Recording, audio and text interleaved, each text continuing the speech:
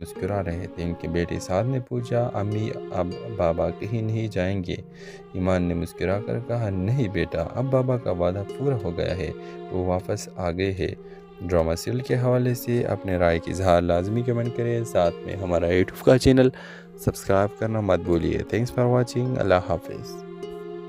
Hello viewers, شام کے وقت ہوا میں خنکی تھی، درختوں کے پتے ہلکی ہلکی آواز میں جیسے کوئی پرانی کہانی سنا رہے ہو۔ ایک چھوٹے سے کمرے میں ایمان بیٹھی تھی، ہاتھ میں ایک پرانا لفافہ تھا، میں اس کے اوپر لکھا تھا ایمان کے نام، اگر میں واپس نہ آؤں تو یہ پڑھ لینا۔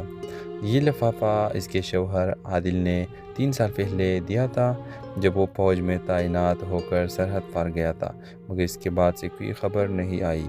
ایمان روز ڈاکے سے پوچھتی، آج کوئی خط آیا؟ اور ہر روز جواب ملتا، نہیں بیبی، آج بھی کچھ نہیں۔ زندگی نے ایمان کو تنہا کر دیا تھا۔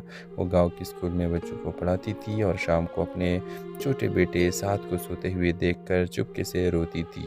ایک دن اچانک فوج کے دفتر سے خط آیا، اس میں لکھا تھا، عادل کو 3 سال پہلے دشمن کے قبضے میں دیکھا گیا تھا، مگر اب تک کچھ خبر نہیں۔ ایمان کے ہاتھ لرز گئے، دل میں پھر امید جاگی کہ شاید وہ زندہ ہو۔ اس نے وہ پرانا لفافہ کھولا جو اب تک نہیں پڑھا تھا۔ خط میں عادل کے الفاظ تھے، اگر یہ خط تمہیں میرے غیر موجودگی میں ملے تو سمجھ جانا کہ میں تمہاری اور سعد کے لیے لڑتے ہوئے کہیں دور ہوں۔ ایمان، زندگی میں سب کچھ بھول جانا مگر دوسروں کے دکھ محسوس کرنا مت چھوڑنا، یہی انسان ہونے کی پہچان ہے۔ ویورز، ایمان کی آنکھوں سے آنسو بہنے لگے، وہ بولی، میں وعدہ کرتی ہوں تمہارا پیغام نہیں مرنے دوں گی۔ کچھ مہینوں بعد گاؤں میں سیلاب آ گیا، گھروں میں